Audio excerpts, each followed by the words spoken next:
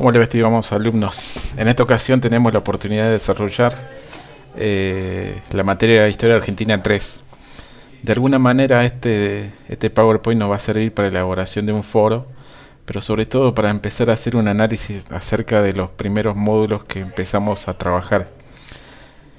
Primeramente quiero decirles que el objetivo de este video tutorial es que nos vayamos nuevamente no conociendo, sino que estar más que todo en contacto, ya que no tenemos encuentros UG. Entonces la idea es tener un análisis de la materia de los módulos 1 y 2 que ya trabajamos con sus respectivos foros y con los respectivos trabajos prácticos integradores, y hacer una conclusión de lo que vamos avanzando, que además ya tuvimos el parcial.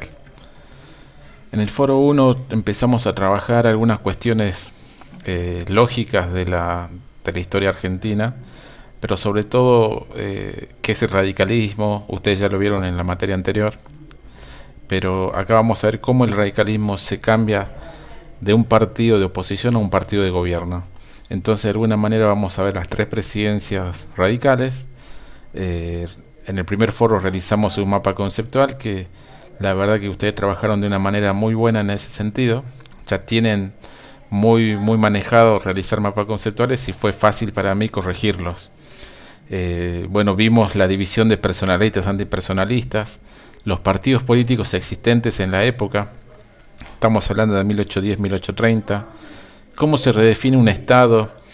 Terminamos una época de la oligarquía, el periodo oligárquico y de los partidos autonomista nacional, la aparición de la derecha o la aparición de la Liga Patriótica Argentina, transformándose, ¿no?, la oligarquía en esta Liga Patriótica. Y de alguna manera vemos ese rol que tuvo el radicalismo y sobre todo Irigoyen para transformarse en un partido de gobierno. Es primera vez que llegan al poder a través del voto popular. Vimos la ley Sáenz Peña, sus transformaciones y cómo de alguna manera el radicalismo empezó a tener poder a través de la legitimidad popular. En el foro 2 vimos estas transformaciones que va a tener el Estado, los conflictos sociales. Todo conflicto político, todo conflicto social tiene que ver con una transformación del Estado. Y de alguna manera vemos cómo el radicalismo, estando en el poder, no puede contener ese movimiento social, esa disconformidad del status quo, esa inmigración que de alguna manera trae nuevas ideas. Obviamente la desigualdad que generó el modelo aeroportador, y de alguna manera Irigoyen se va a poner como intermediario en los conflictos sociales, pero intermediario digo en Buenos Aires, en algunas provincias. Pero vamos a ver, por ejemplo, acá cómo se transmite la violencia y vimos la Patagonia rebelde y algunos otros focos. Los talleres Bacena es un proceso muy importante que ustedes ya lo conocen, lo trabajaron muy bien.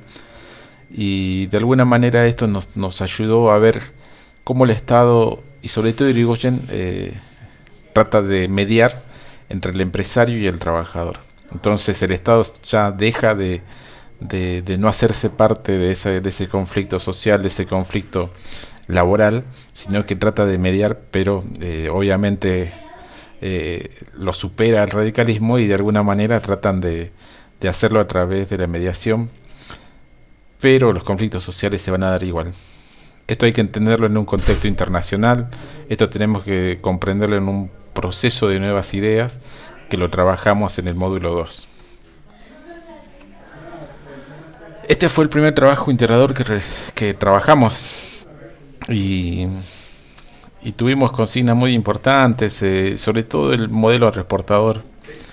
Este modelo aeroportador ustedes ya lo conocen, ya lo trabajaron en Argentina 2, incluso en algunas materias contemporáneas, es decir, que ya tienen conocimiento. El granero del mundo, la Argentina, va a empezar a cambiar con la mirada de Irigoyen acerca de la economía. Recuerden que cuando asume Irigoyen, la primera cuestión que él tenía era la causa, es decir, contra la política. Y al asumir el rol de un Estado, tiene que empezar a desarrollar otras formas de modelo económico. No quiero decir con esto que va a cambiar el modelo agroexportador, sino que se va a mantener, y se mantiene hasta la actualidad, pero el gobierno de Irigoyen trata de darle vuelta a ese modelo agroexportador. Lo intentan, no lo logra, incluso el peronismo también lo va a hacer, pero quedó muy claro que se mantiene el modelo agroexportador y que va a tener crisis, obviamente, con los años de 1929, la crisis del 30, después va a venir el conflicto del golpe de Estado. Entonces fue un trabajo integrador muy interesante que a ustedes les ayudó a comprender la economía en la época de Irigoyen, de los gobiernos radicales. Si podemos llegar a una conclusión del módulo 1, estas son algunas cuestiones que tenemos que tener en cuenta y sobre todo, más que tenerlas en cuenta, tenerlas como conclusiones personales y conclusiones de la materia. Y la primera es que es la primera experiencia democrática en Argentina. Los historiadores y muchos profesores de historia decimos que es la primera experiencia porque a través del voto popular se llega a un gobierno legítimo. Y es la primera experiencia porque obviamente es derrocada.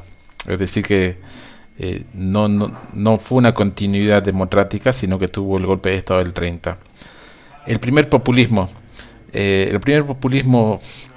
está planteado por los sociólogos, que de alguna manera nos dicen que Irigoyen, Perón han sido populistas en la Argentina. Y Irigoyen es un populista con algunas características diferentes a la de Perón, pero populista al fin. Populista, ¿por qué? Porque lo vota la clase popular, porque tiene de alguna manera intereses de un Estado popular, populista, a través de la intervención del Estado. Populista porque es seguido por sus correligionarios y militantes, porque llama la atención en el interior sus discursos, y eso que no era tan fanático de los discursos.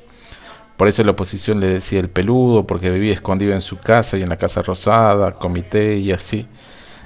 Pero es un populista carismático a través de las prensas. Es como un mito que va circulando a través de los diarios.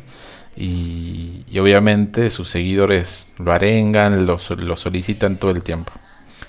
Los conflictos sociales, esto es lo que vimos en el foro anterior, en un contexto internacional, como ya les dije, la llegada de inmigrantes, la economía reexportadora que lo trabajamos también, y sobre todo la cuestión de las causas y consecuencias que trajeron la Primera Guerra Mundial y la crisis de 1929.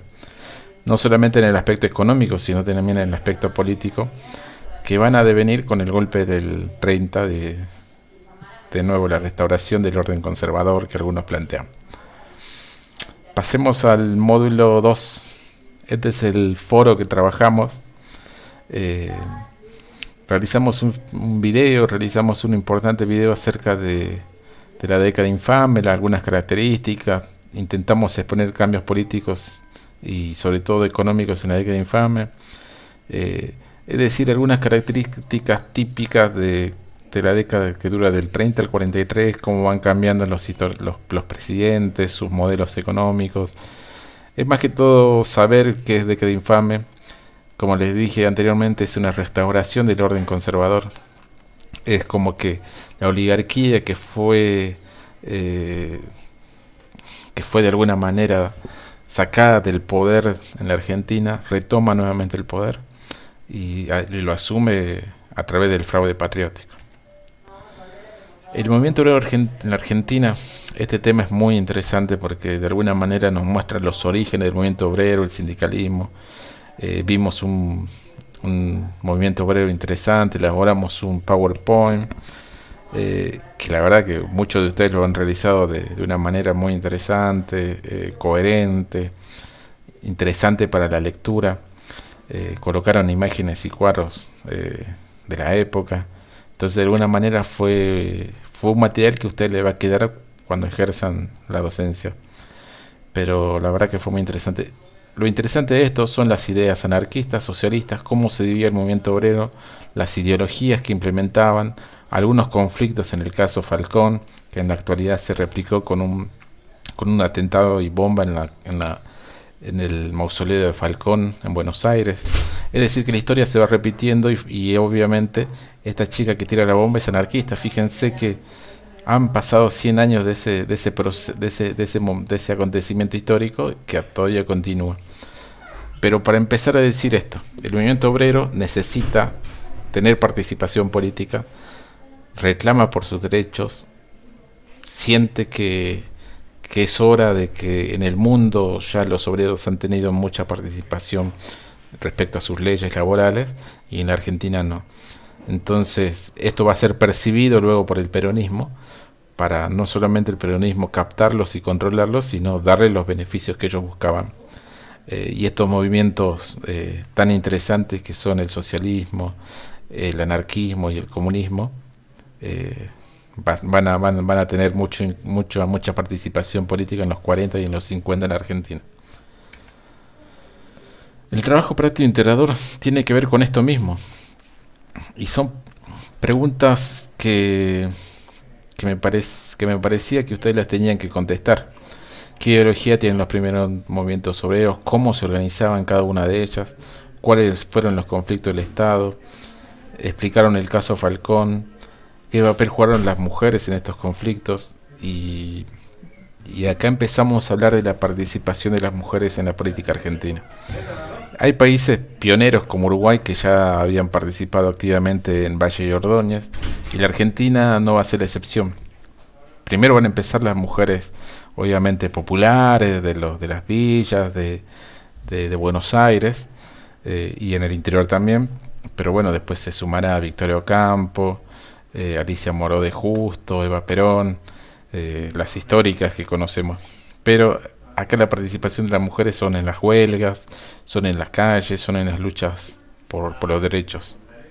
Y me parece que ya empezamos a darle a la historia argentina esa participación de las mujeres que había dejado de lado mucho tiempo la historia, y que ahora de alguna manera estamos reconsiderando y obviamente afirmando que tuvieron una participación muy importante, apoyando a sus esposos, a sus amigos del sindicato. Esta es la conclusión, a mi entender, del módulo 2. Es una restauración conservadora política, fraude patriótico para mantener el poder. Y esta es una característica que pocos conocen. Mueren los líderes de los partidos políticos tradicionales.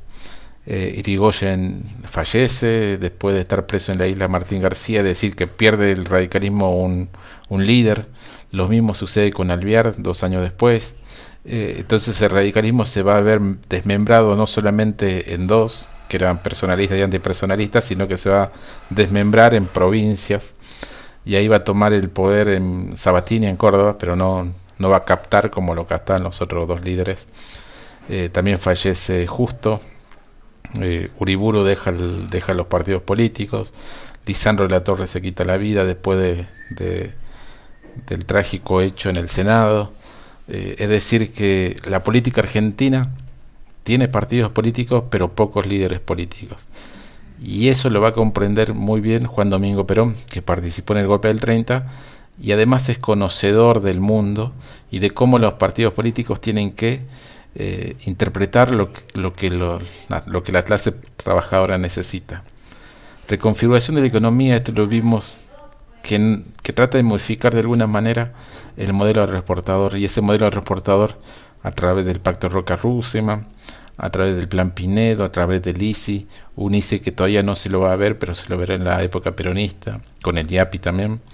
Y es una reconfiguración de una economía que quiere terminar con ese modelo de exportador, no, mantenerlo, pero de alguna manera empezar a industrializarlo. Así que de alguna manera, si bien el orden conservador en la política ha sido de lo más conservador, lo más inmoral que puede existir en la historia argentina, en la economía ha tratado de alguna manera modernizarlo a los tiempos que vienen. En esa época, ¿no? Con la creación del Banco Central, con las reservas, que hoy estamos hablando mucho tiempo de eso.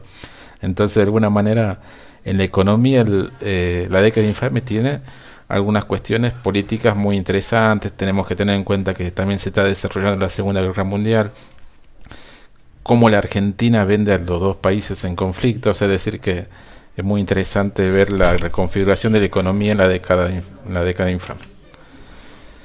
Esto es lo que viene en el módulo 3, la figura de Perón, cómo fue el ascenso político de Perón, cómo surge el peronismo como partido, qué fue el Partido Laborista, el primer partido que lo apoya a Perón, la participación del GOB, un grupo de oficiales unidos, donde una de las cabezas de ese grupo es Juan Domingo Perón también, qué hacen los radicales con la aparición de Perón, y vamos a ver cómo los radicales, al no tener líderes, se dividen,